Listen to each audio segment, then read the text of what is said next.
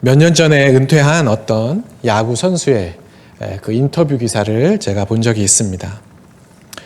이 선수는 20년 동안이나 프로야구 선수 생활을 했던 경험이 있고, 그 선수 생활을 하면서 무려 8번이나 우승을 경험을 했습니다.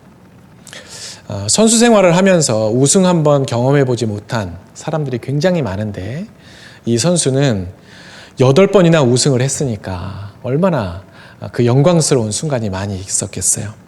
거기다가 한 시즌을 치르면서 가장 잘하는 선수에게 준다는 MVP 상도 수상을 했었고, 국가대표로도 활약을 했던 그런 선수입니다. 그러니까 우리가 이 선수의 그런 경력만 쭉 놓고 봐도 야, 진짜 성공한 선수구나 싶은 그런 선수라고 할 수가 있겠죠. 그런데 이 선수의 지난 삶을 이렇게 쭉 돌아보면 그의 선수 생활이 늘 순탄했던 것만은 아니었습니다. 투수로서 혹사를 당해서, 그러니까 공을 너무 많이 던져서 팔꿈치 수술을 받은 적이 있고, 수술을 받고 나니까 예전의 기량이 이제 나타나지 않아서 슬럼프에 빠지고 결국 야구를 포기할 생각까지도 했었다고 합니다. 인대가 다 다를 정도로 팀이 위기가 있거나 또는 이 선수에게 나가서 던져라 이야기만 하면 자기 몸이 부서져라 나가서 그렇게 투구를 하고 경기에 뛰었는데, 얼마 지나지 않아 그 팀에게 버림을 받은 거죠. 방출 통보를 받고, 성적도 예전보다 별로 좋지 않으니까 팬들의 관심, 팬들의 호응도 점점 줄어들고, 그래서 굉장히 힘든 시간을 보냈다고 합니다. 하지만 그 힘든 시간을 묵묵히 견뎌냈고 부족한 실력을 극복하기 위해 나름대로 피나는 노력을 한 끝에 그 이후로도 12년이나 선수 생활을 하고 마지막에 우승을 경험하고는 은퇴를 선언을 했습니다. 그런데 제가 이 인터뷰 기사가 아직도 기억에 남는 이유는 끝부분에 나오는 그 내용 때문입니다. 기사의 그 말미에 기자가 이 선수에게 이런 질문을 던져요.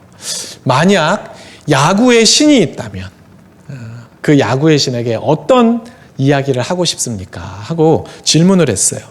그랬더니 이 선수가 이렇게 대답을 합니다. 먼저는 감사하다고 말하고 싶다. 이렇게 극적인 반전의 마무리를 짓게 해주셔서 너무나 고맙다. 다만 좀 더 내 인생을 쉽게 풀리게 해줄 수는 없었는지 한번 물어보고는 싶다. 이런 이야기를 남겼어요. 누구보다 화려한 선수 생활을 했고 8번이나 되는 그 우승의 그 경험도 했지만, 그리고 많은 사람들에게 박수를 받으면서 은퇴를 하게 되었지만, 그 고마운 마음 이면에 그래도 뭔가 조금만 더 쉽게, 힘들지 않게 그렇게 살게 해줄 수는 없었는지 한번 물어보고 싶다고 그는 말합니다. 자기가 경험했던 그 화려한 선수 생활, 그 영광스러운 순간, 그 뒤에 그가 오롯이 혼자 감당해야만 했던 그 고통의 시간, 인고의 시간이 그만큼 힘들고 컸다는 것을 의미하는 그런 인터뷰라고 생각이 듭니다. 저는 이 기사를 읽으면서 나도 하나님께 한번 그런 질문을 던져보고 싶다라는 생각을 했습니다. 지나고 나서 보면 그래도 모든 게 다 하나님의 은혜였지라고 그렇게 생각은 되지만, 그리고 내게 허락하신 힘들고 어려웠던 그 고난의 순간들을 통해 그래도 내가 성장할 수 있었고 그 속에서 하나님의 뜻을 깨달을 수는 있었지만, 그럼에도 불구하고 한편으로는 그래도 하나님이 내 인생을 조금만 더 쉽게, 조금만 더 편안하게 갈 수 있도록 해주실 수 있지 않았을까? 그런 질문이 제 마음에 들기 때문이죠. 여러분들은 그런 마음이 없으세요? 여기 계신 분들이 그래도 적어도 인생을 50여 년 이상, 60여 년, 70여 년, 많게는 80년 이상 살아오신 분들이 계시는데, 우리가 늘 찬송을 부르는 것처럼 지금까지 지내온 것 주의 크신 은혜입니다 라고 고백하고 하나님께 감사는 하지만, 또 한편으로 돌아보면 그때 그 순간에 하나님이 조금만 더 내 인생을 쉽게 좀 풀리게 해주시지. 좀 편안하게 좀 가게 좀 해주시면 얼마나 좋았을까 하는 그런 아쉬움들, 그런 질문들이 아마 여러분에게도 있지 않을까라는 그런 생각을 해보게 돼요. 저는 아마도 많은 신앙인들이 저와 같은 생각을 하지 않을까라는 그런 생각을 합니다. 그리고 오늘 본문에 나오는 모세와 아론 역시 지금 삶의 너무나 힘든 순간 속에서 모세와 아론 역시 하나님께 그런 질문을 던졌을지도 모르겠다라는 그런 상상을 한번 해보았습니다. 여러분, 모세는 하나님의 명령대로 바로에게 가죠. 그래서 바로에게 우리 유대인들이 하나님께 예배를 드릴 수 있도록 우리를 이 애굽에서 좀 내보내 주십시오. 우리를 저 광야로 좀 내보내 주십시오라고 이야기를 해요.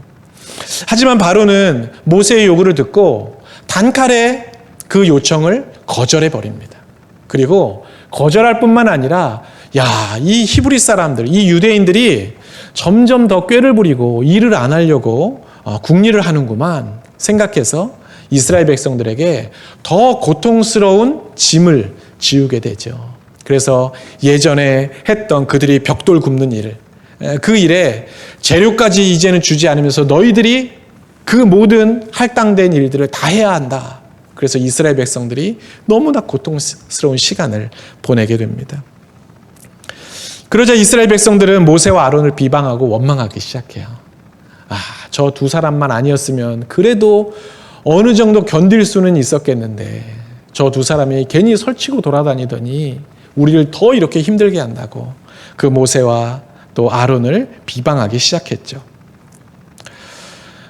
말씀대로 순종했는데 상황이 좋아지기는커녕 오히려 상황은 더 안 좋아졌어요. 그리고 사람들은 자기를 원망하고 비난하기 시작해요. 그러니까 모세는 다시 마음에 하나님에 대한 원망이 생기고 하나님이 자기에게 명령하신 것에 대해서 나는 하면 안 되겠다. 그래, 괜히 순종하려고 했다. 다시 하나님께 반항하기 시작합니다. 오늘 본문 말씀 30절이에요. 모세가 여호와 앞에서 아뢰되 나는 입이 둔한 자이오니 바로가 어찌 나의 말을 들으리이까. 여러분, 이 말씀 어디서 많이 들어봤죠? 모세가 하나님께서 모세를 부르실 때 계속 변명하면서 하나님의 명령을 거부했던 핑계 중에 하나였어요. 하나님, 저는 입이 둔한 자예요. 저는 말을 잘 못해요. 하나님이 시키신 대로 바로에게 가서 말할 수가 없어요.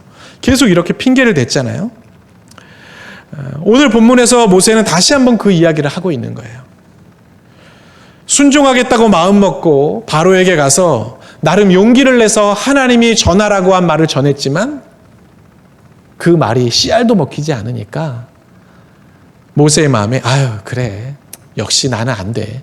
내가 무슨 말로 저 사람을 설득하겠어 싶은 그런 생각이 들었던 것이죠. 이때 하나님은 모세를 위로하시면서 모세야, 걱정하지 마. 이번에 한 번만 더 가봐. 그러면 내가 확실하게 이 일이 이루어지도록 해줄게. 나만 믿어라 라고 말씀하시지 않아요. 어떻게 보면 하나님은 뻔뻔하시고 되게 고집스러운 분인 것 같아요. 하나님께서는 모세에게 위로 한마디 건네지 않으시고 다시 예전에 했던 명령을 똑같이 반복하시기만 합니다.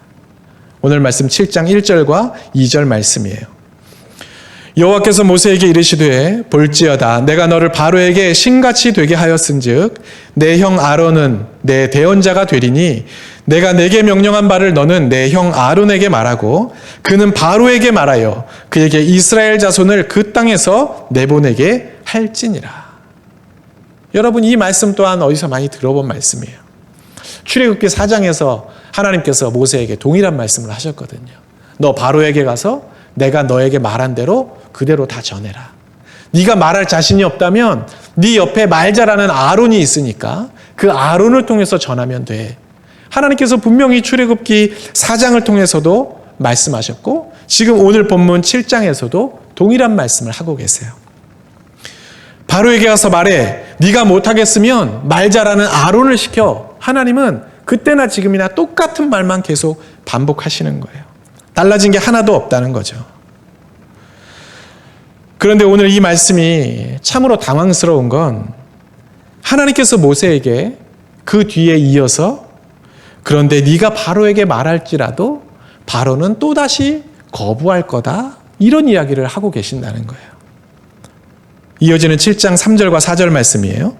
내가 바로의 마음을 완악하게 하고 내 표징과 내 이적을 애굽 땅에서 많이 행할 것이나 바로가 너희의 말을 듣지 아니할 터인즉. 너 바로에게 가서 다시 한번 이야기해. 근데 바로가 또 안 들을 거다? 여러분, 이 말이 여러분에게 만약에 하나님께서 그렇게 말씀하신다면 어떻게 들리겠어요? 야, 하나님이 지금 나를 갖고 노는 건가? 여러분, 이런 생각이 들지 않겠어요? 너 내 말에 순종해. 근데 순종하면 어려운 일이 생길 거야. 여러분, 이게 어떻게 우리가 하나님의 명령이라고 해서 쉽게 받아들일 수 있는 이야기겠어요? 좀 달래주시면서 이번에는 성공할 거라고, 걱정하지 말라고 좀 다독거려 주셔도 순종할까 말까인데, 이번에도 바로는 네 말을 안 들을 거다, 이렇게 말씀하시면 도대체 하나님의 속이 무엇인지, 하나님은 왜 이렇게 나를 어렵게 하시는 건지 이해할 수가 없는 것이죠. 어차피 애굽에서 이 이스라엘 백성들을 구원해 내실 거라면 좀 쉽게 좀 보내주시지 왜 이렇게 자꾸 어렵게 몰고 가시는가. 그 궁금함, 그 따지고 싶은 마음이 모세에게도 있었을 겁니다. 순종하면 문제가 금방 해결되어야 모세도 순종할 맛이 나고 앞으로 펼쳐지게 될 광야에서도 계속 열심을 다해 순종할 텐데, 순종해도 실패하고 순종할수록 어려움은 점점 더 커지고, 여러분, 그렇다면 어떻게 하나님의 명령에 순종할 수가 있겠어요? 그런데 이런 딜레마, 이런 질문은 모세와 아론만이 아니라 이 땅에 살고 있는 모든 그리스도인들이 하나님 앞에 품게 되는 질문이고, 하나님 앞에 던지게 되는 그런 물음이라고 할 수 있습니다. 여러분, 그리스도인이라면 누구라도 다 하나님의 말씀에 순종해야 한다는 것쯤은 다 알고 있습니다. 그리고 정도의 차이가 있을 뿐이지, 여기 계신 여러분 모두가 다 나름대로는 말씀에 순종하려고 노력은 하고 있습니다. 잘 안 될 뿐이죠. 그런데 문제는 순종함에도 불구하고 문제가 해결되지 않고 하나님의 뜻을 따라가는데도 상황이 점점 더 어려워질 거라고 하신다면, 여러분, 그 누가 그 순종의 길을 걸어갈 수가 있겠어요? 나아지고 좋아져야 순종한 보람이 있고 순종할 맛이 나는데 그렇지가 않아요. 물론 우리가 순종하기만 하면 무슨 일이든 다 해결이 되고 우리에게 있는 문제마다 다 응답이 된다면 순종하지 않는 사람이 한 사람도 없기는 하겠죠. 그래서 순종은 믿음의 문제라고 할 수가 있습니다. 순종해도 해결되지 않는 일이 있고 말씀대로 살아도 어려움을 당하기 때문입니다. 여러분, 우리가 교회에서 열심히 봉사하고 열심히 섬기는데 우리에게 돌아오는 건 늘 칭찬과 격려예요? 그렇지 않아요. 몸은 피곤하고 때로는 사람들에게 뜻하지 않은 오해를 받기도 하고 시기와 질투를 받기도 해요. 또 어떤 사람은 도와주지도 않으면서 뭐 엄청 간섭하고 이거는 왜 이렇게 했냐, 저건 왜 저렇게 했냐, 얼마나 듣기 싫은 소리를 해서 우리를 낙심하게 만드는지 몰라요. 하나님께서 참고 인내해라, 원수를 사랑해라 말씀하셔서 나쁜 일이 있어도 누가 나를 뭐라고 해도 그래도 말 한마디 하지 않고 참고 인내했더니 사람들이 야, 저 사람 참 성품 좋다 칭찬하지 않고 나를 바보로 할 때가 있어요. 그죠? 양보했더니 손해보기만 하고요. 여러분, 이것이 우리가 순종의 길을 걸어가면서 겪게 되는 여러 가지 어려움들이에요. 그런데 하나님은요, 내가 그렇게 순종하면서 당하는 어려움, 속상한 마음, 그리고 내 안에 있는 여러 가지 갈등, 이런 거에는 이상하게 관심도 없으신 분 같아요. 하나님은 괜찮아, 힘내라고 말씀하시지 않고 그래도 순종해라, 그래도 참고 그 길을 가라. 하나님은 계속 채찍질 하실 때가 있어요. 순종에 대한 보상은 해주시지 않고 계속 그렇게 순종하라고 말씀하세요. 지금도 손해보고 있는데 괜찮대요. 그래도 손해보는 길을 또 가래요. 지금도 힘든데 멈추지 말고 충성하라고 하고 헌신하라고 하고 하나님이 원하시는 길을 그래도 걸어가라고 합니다. 너무 부담스럽고 속상해요. 그럴 때 우리는 오늘과 같은 이런 질문을 하게 되는 것이죠. 왜 이렇게까지? 하나님, 좀 쉽게 풀리게 해주시면 안 될까요? 우리가 가는 길을 좀 더 쉽게 가게 해주시면 안 될까요? 그런 질문을 우리는 던지게 된다는 거예요. 지난주에 제가 어느 라디오 방송을 듣는데 이지선 자매가 나왔어요. 여러분 이지선 자매 아시죠? 믿음의 가정에서 자라서 행복하게 살아가던 여대생 시절에 만취한 그 운전자가 몰고 오는 차에 사고를 당해서 전신에 화상을 입고 죽음의 고비를 수도 없이 넘겼던 그 자매입니다. 아마 여러분도 어디에선가 그 이야기를 들어보셨을 거예요. 얼마 전까지 포항에 있는 한동대에서 교수로 재직하다가 올해부터 자신의 그 모교인 이화여대에 교수로 임용이 돼서 이제 거기에서 강의를 하게 되었습니다. 지금 생각해 보면 그래도 번듯한 좋은 대학교에서 강의를 하고 있으니까 잘 됐다 싶은 생각이 있을 수도 있지만 지금도 여전히 정기적으로 피부 이식 수술을 받아야만 살 수가 있대요. 교수가 되었고 많은 사람들에게 강연과 간증을 하면서 복음을 전하고 믿지 않는 사람들에게도 삶의 희망을 전하는 너무나 귀한 삶을 살고 있습니다. 인터뷰 중에 방송을 듣는 청취자 한 분이 응원의 문자를 보냈어요. 그래서 그 응원의 문자를 이렇게 읽어주는데 그 청취자가 이런 문자를 보냈어요. 앞으로 더 대성하셔야 합니다. 이렇게 문자를 보냈어요. 죽을 뻔한 고비를 넘기고 남들이라면 포기했을 만한 그런 고난의 시간을 어떻게든 극복해내고 희망을 전하는 삶의 위로를 전하는 그런 사람이 되었으니까 더 크게 쓰임을 받아야 된다. 더 대성해야 된다. 이런 마음을 아마 담아서 그 문자를 보냈던 것 같아요. 여러분, 우리가 고난과 어려움 가운데 있는 성도들을 만날 때 많은 성도들이 하는 위로와 격려 중에 하나가 바로 이런 말이에요. 아유, 하나님께서 크게 쓰시려고 이러시나 봐요.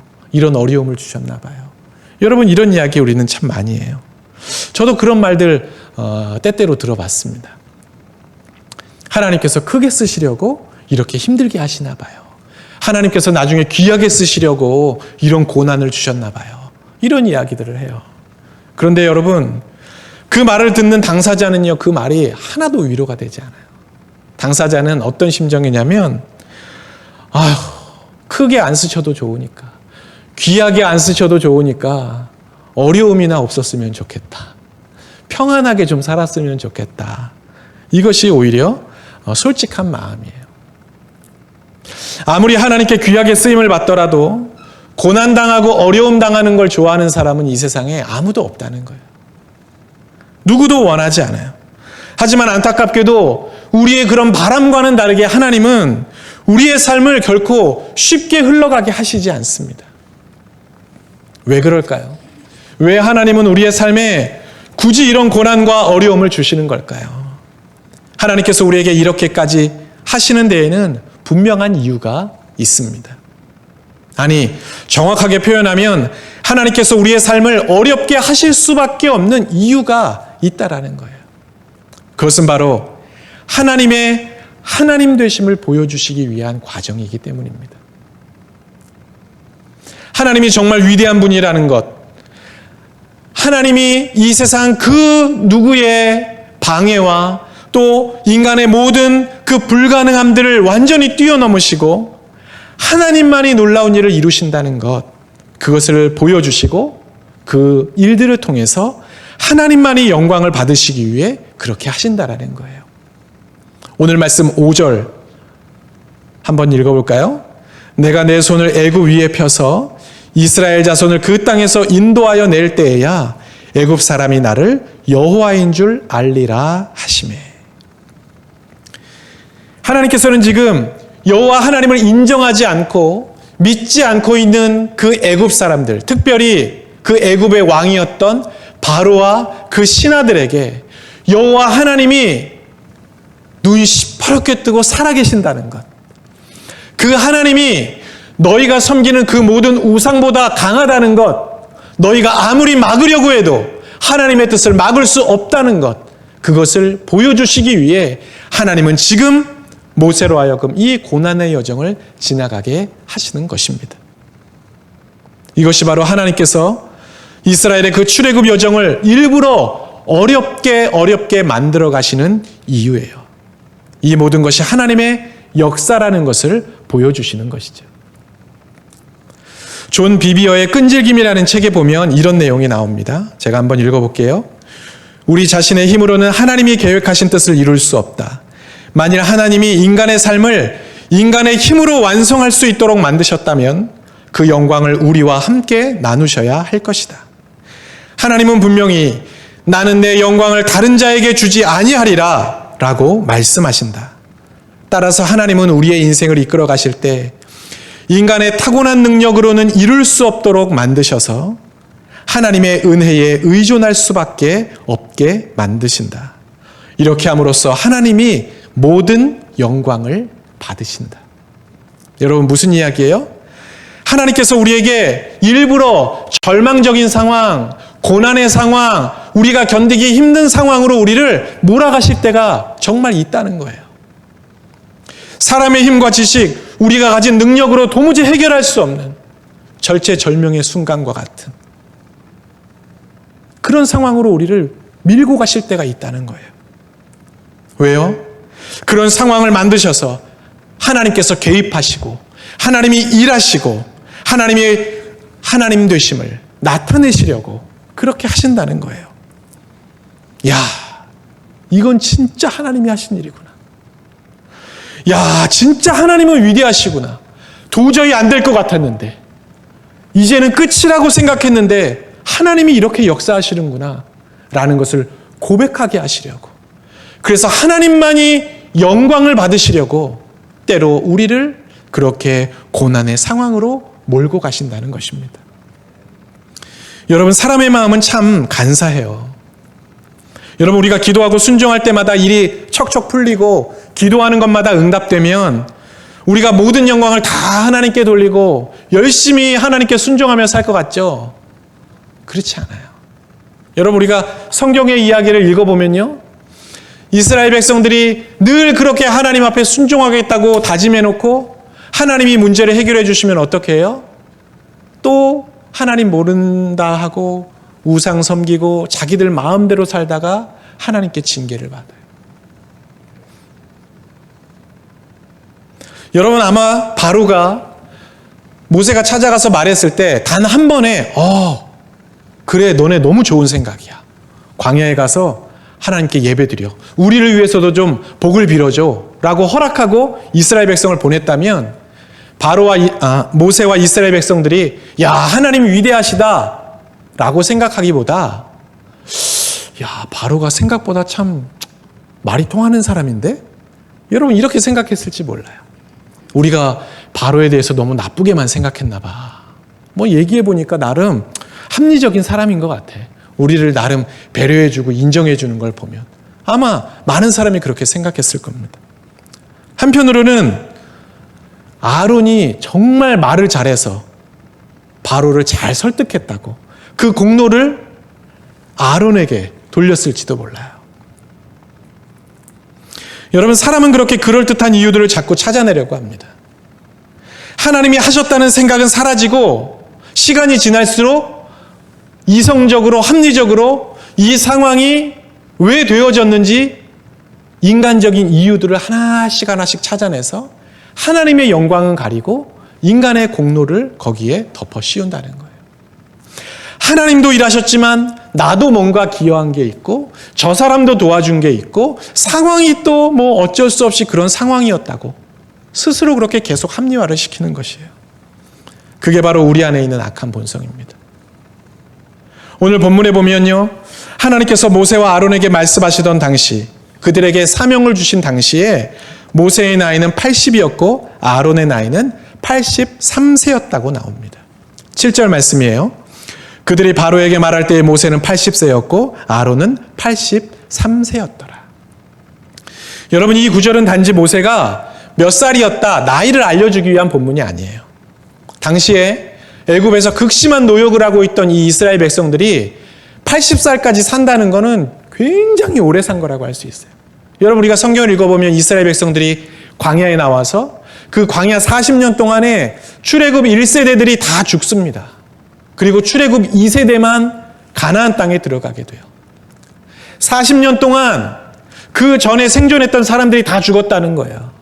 징계로 죽기도 하고 사고로 죽은 사람도 물론 있겠지만 그냥 나이가 들어 몸이 쇠약해서 죽은 사람도 많이 있었을 거예요.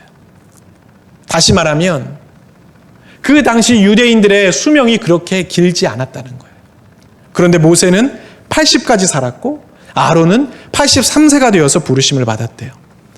모세와 아론이 장수의 복을 받았다라는 게 아니라 인간적으로 볼 때 아무것도 할 수 없는 그 노인들이 하나님께 부르심을 받았다는 거예요.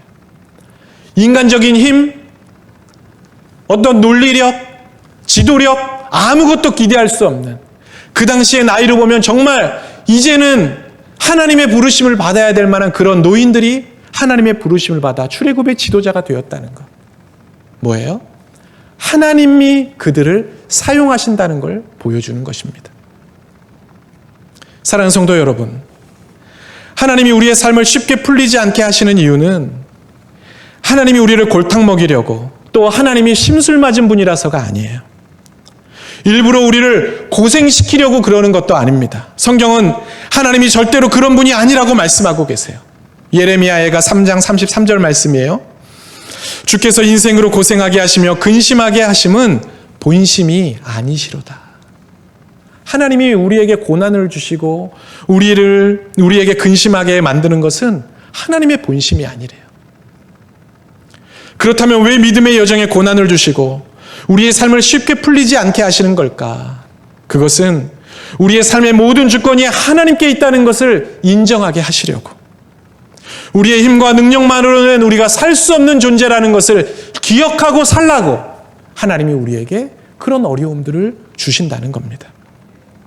이스라엘의 구원, 그리고 우리의 삶의 진정한 구원은 하나님의 능력과 은혜로만 얻을 수 있는 거라고, 너희는 절대로 그 사실을 잊어서는 안 된다고, 그리고 너희가 앞으로 겪게 될 광야에서의 그 오랜 시간 동안에 순간순간마다 나를 의지하고 기억하며 살아야 한다고 하나님이 그들을 지금 그렇게 고난의 여정으로 몰아가시는 거예요.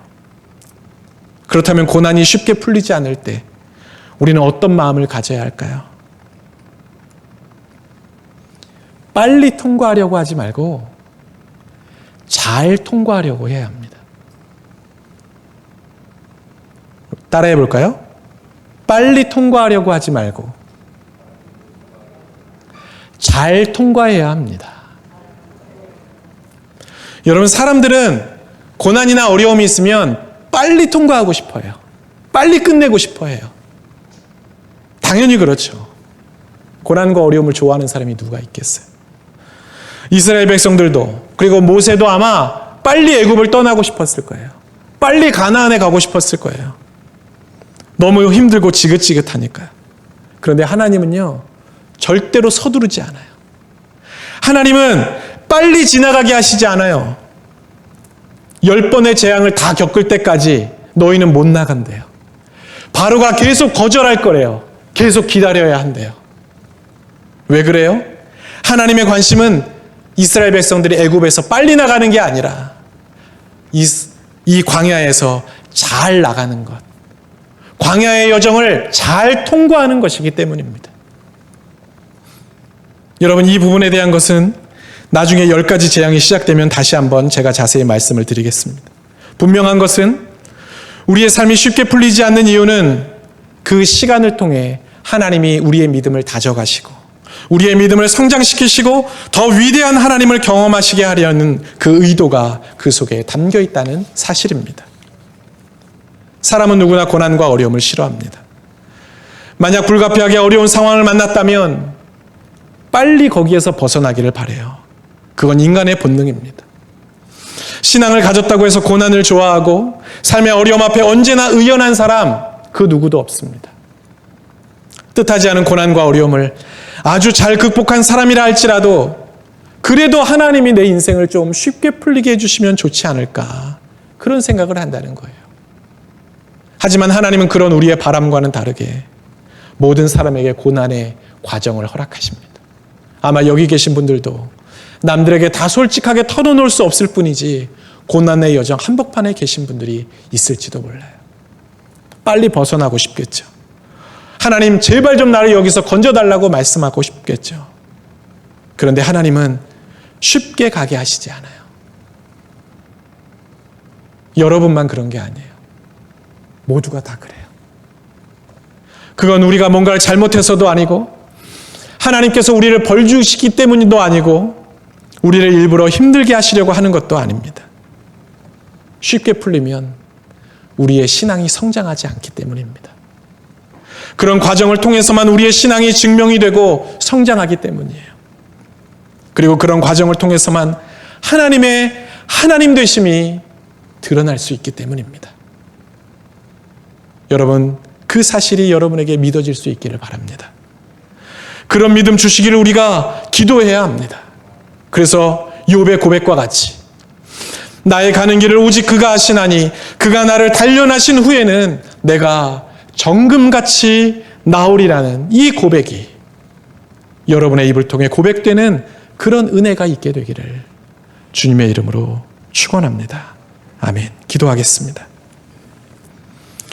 사랑의 주님, 하나님을 믿으면 우리의 삶이 쉽게 풀릴 거라는 기대를 가지고 살아가지만 그런 기대는 번번이 깨지는 것을 경험합니다. 전능하신 하나님이라면, 그리고 그 하나님이 정말 위대하시다면 얼마든지 우리의 삶을 쉽게 풀어가실 수 있을 텐데 하나님은 절대 그렇게 하지 않는 분인 것을 우리는 날마다 경험하며 살고 있습니다. 그래서 때로는 하나님을 이해할 수가 없고, 그래서 때로는 속상하고 하나님이 너무 야속하고 하나님께 서운한 마음이 드는 것도 사실입니다. 하지만 우리의 인생이 이렇게 쉽게 풀리지 않는 것은 결국 우리의 영적인 성장을 위한 것이고 위대하신 하나님을 온전히 경험하게 하시려는 놀라운 계획인 것을 다시금 깨닫게 하시니 감사를 드립니다. 도대체 우리에게 무엇을 경험케 하려고 이러시는 건지, 우리를 얼마나 성장시키려는 건지 우리는 아무것도 알 수 없지만 하나님은 분명히 이 일을 통해 하나님의 하나님 되심을 나타내실 것을 믿습니다.